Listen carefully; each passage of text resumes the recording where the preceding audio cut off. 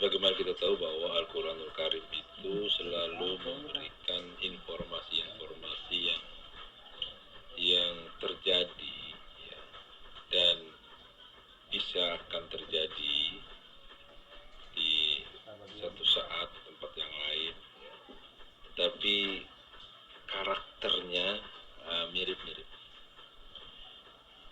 Di zaman Bani Israel, ya, ada sebuah peristiwa pembunuhan yang pembunuhnya itu tidak diketahui.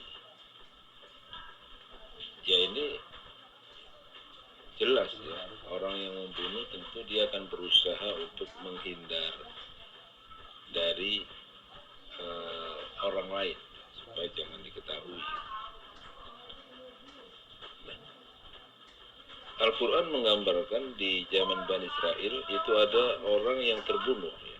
Terbunuh tapi susah siapa yang membunuhnya, sehingga dari kesulitan ini timbul tuduh menuduh, ya. Sehingga gaduh, sehingga ribut, sehingga macam-macam. Nah, tapi dari keributan-keributan itu mereka tidak berputus asa untuk mencari siapa tahu siapa pelakunya. Maka mereka datang kepada Nabi Musa untuk meminta penjelasan.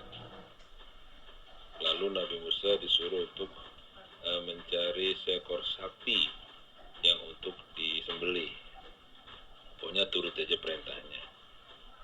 Kemudian mereka mencari, ya tentu dengan susah payah juga ya, karena mereka juga tidak langsung mengerjakan. Banyak pertanyaan, ya, warnanya apa, seperti apa, gitu. Jadi mereka menyulitkan dan hampir-hampir mereka tidak ketemu dengan sapi yang dimaksud. Tapi ya pada akhirnya ketemu juga. Nah, Al-Baqarah ayat 72 menjelaskan. A'udzu billahi minasyaitonir rajim. Bismillahirrahmanirrahim. Wa in qultum nafsan faddara'tum fiha wallahu mukhrijum ma kuntum taktumun. Dan ingatlah ketika kamu membunuh seorang manusia, lalu kamu saling tuduh-menuduh tentang itu, dan Allah hendak menyingkapkan apa yang selama ini kamu sembunyikan. Ya, terjadi pembunuhan, kemudian fitnah timbul, saling tuduh-menuduh, sehingga perlu adanya jalan keluar. Lalu kemudian setelah mereka mengadu masalah itu, lalu disuruh untuk mencari sapi dan ketemu sapinya, lalu dipotong. Maka di ayat 73-nya dikatakan, lalu kami berfirman, pukullah mayat itu dengan sebagian anggota sapi betina itu. Demikianlah Allah menghidupkan kembali orang yang mati dan memperlihatkan padamu tanda-tanda kekuasaannya agar kamu mengerti. Setelah sapinya ketemu, sudah dipotong, sembelih, ambil sebagian anggota tubuhnya. Ada yang mengatakan diambil buntutnya, kemudian disabetkan di mayat yang sedang jadi heboh, siapa yang membunuhnya. Begitu disabetkan, yang memukul, menyabetkan bukan Nabi Musa, tetapi orang-orang itu sendiri, ya. Disabetkan, lalu atas izin Allah mayat itu kemudian hidup, lalu menceritakan yang bunuh dirinya adalah si A. Ya.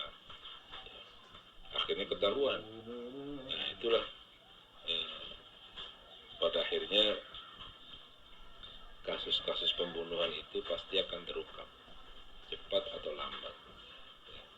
Mungkin saja orang dengan kekuasaannya, dengan kelihayannya merangkai cerita, ya, dan dengan daya upayanya untuk membuat alur cerita menjadi kabur, ya, pada akhirnya akan terungkap.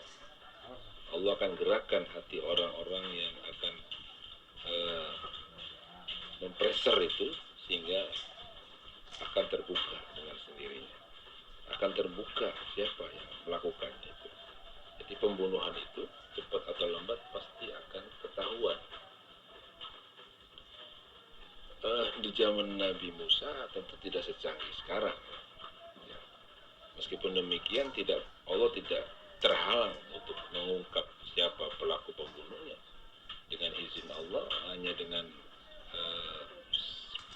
buntut sapi, ya, lalu disabetkan ke mayat dan mayat itu hidup atas izin Allah dan menceritakan siapa yang bunuhnya. Tapi untuk saat ini ya tentu tidak bisa begitu lagi. Saat ini diatasi dengan cara-cara yang bersifat ilmiah. Ya. Dengan adanya otopsi itu artinya mengungkap dia terbunuh dengan cara apa, benda-benda yang digunakan untuk membunuh dari jenis apa, ya, dan akan mengungkap. Jadi autopsi itu bisa diibaratkan mayat itu bisa berbicara dalam tanda kutip, mengungkapkan siapa pelakunya. Hingga ketika ada terjadi rekayasa, maka nggak bisa dibohongin lagi. Ya, dengan autopsi bisa diketahui, asalkan ada kejujuran dari tim dokternya, kejujuran dari yang lain-lainnya, pengacaranya tidak ada rekayasa, itu pasti akan terjadi dan akan terungkap. Nah, di sini ada juga pertanyaan, kenapa bukan Nabi Isa sendiri yang menyabetkan sebagian anggota tubuh sapi ke orang yang mati itu? Itu untuk menghindari jangan sampai ada tuduhan bahwa Nabi Musa berbuat sihir, karena bagaimanapun juga mereka itu selalu menuduh mukjizat yang Allah turunkan itu sebagai sihir. Jadi keterbatasan akal memahami keajaiban Allah, lalu dengan mudahnya bilang sihir. Sama seperti ketika Nabi Musa disuruh Allah untuk menghadap Fir'aun dengan Nabi Harun untuk mendakwahi Fir'aun, lalu membuktikan kemukjizatannya dengan mengeluarkan melemparkan tongkat jadi ular beneran. Tapi mereka menuduhnya sebagai sihir.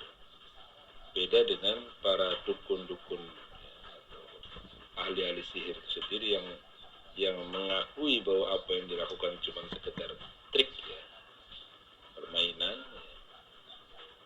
Begitu melihat ular beneran yang terwujud dari kontak Nabi Musa, maka mereka kemudian mengakui bahwa ini adalah yang hak.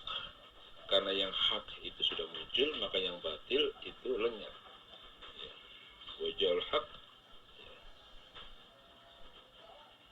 idza jaa al-haq wa zaqal batil. Apabila datangnya hak, maka hancur yang batil.